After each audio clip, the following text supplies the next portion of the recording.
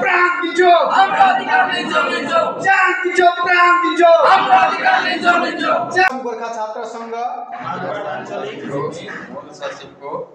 कार्यकारिणी समिति को सभापति को पद्मा राधे आफै आफैलाई संगठनको निस्वार्थी सक्रिय कर्मीको रूपमा घोषणा गर्दै आफ्नो कार्यकालमा संविधानलाई पुनः सम्मान गर्दै म मेरो दायित्व र कर्तव्यपूर्ण रूपले पालन गर्ने आफूहरूको अगाडि यो पवित्र भूमिमा उभिँदै बाचा कसम खाएर हस्ताक्षर प्रदान गरे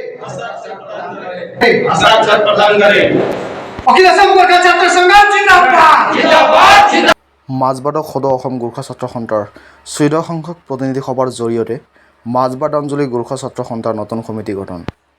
সদৌ অসম গোৰ্খা ছাত্ৰ সন্থাৰ আকসু ছাত্ৰৰ প্ৰতিনিধি সভাৰ জৰিয়তে মাজবাট আঞ্চলিক যোৱা 25 তাৰিখে জিলা সমিতিৰ সভাপতি ৰাম চেত্ৰীৰ নেতৃত্বত আৰু সাংগঠনিক সচিব সঞ্জীৱ দাহাল, প্ৰচাৰ সচিব নৱ শৰ্মাৰ লগতে লায়া উপাধ্যায়ৰ উপস্থিতিত 32 জনীয়া এখন নতুন সমিতি গঠন কৰা হয় আৰু এই প্ৰতিনিধি সভাৰ জৰিয়তেও দেওবাৰে শপত গ্ৰহণ অনুষ্ঠিত কৰা হয়।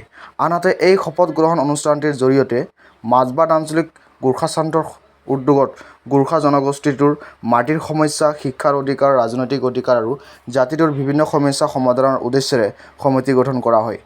এই 32 জনীয়া সমিতিত কুশল চেত্ৰী সভাপতি আৰু ইন্দ্ৰ নেৱাৰ সম্পাদক হিচাপে দায়িত্বভাৰ গ্ৰহণ কৰে। আমি ওদালগুৰি জিলা সমিতি আকসুৰ সন্মানীয় সভাপতি ৰাম চেত্ৰী ডাঙৰীয়াৰ নেতৃত্বত তেওঁৰ আদেশ মৰ্মে আমি আজি মাজবাট আঞ্চলিক গোৰ্খা ছাত্ৰ সন্থাৰ শপত গ্ৰহণ অনুষ্ঠানত উপস্থিত থাকোঁ।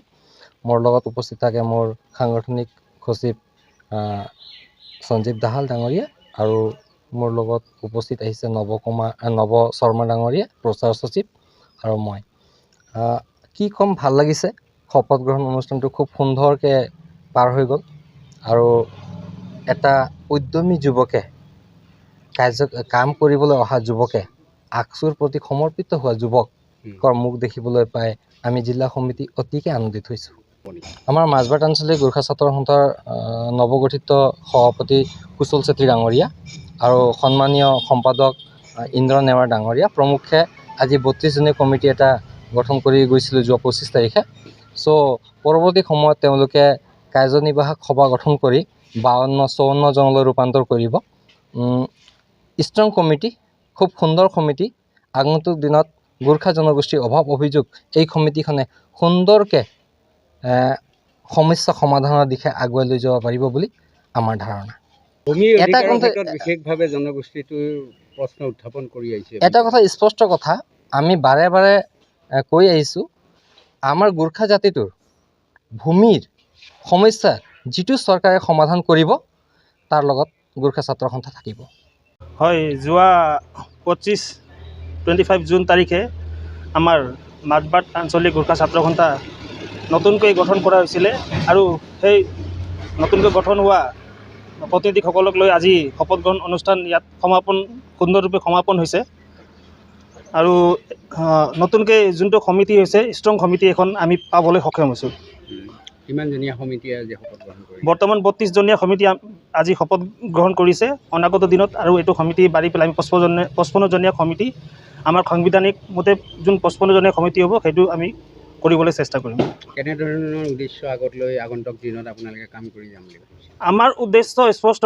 আমাৰ গোৰ্খা জাতিৰ যিকোনো অসুবিধা, মাটি বাৰীৰ ক্ষেত্ৰত হওক বা ৰাজনৈতিক ক্ষেত্ৰত হওক, শিক্ষাৰ ক্ষেত্ৰত হওক, আমি আমাৰ জনগোষ্ঠীটোক কেনেকৈ আগুৱাই লৈ যাব পাৰোঁ, কেনেকৈ প্ৰতিনিধিত্ব দিব পাৰোঁ, ভালদৰে যিকোনো দুখত আমি চাব পাৰোঁ, তাৰ কাৰণে আমি সক্ৰিয়ভাৱে কাম কৰি গৈ থাকিম।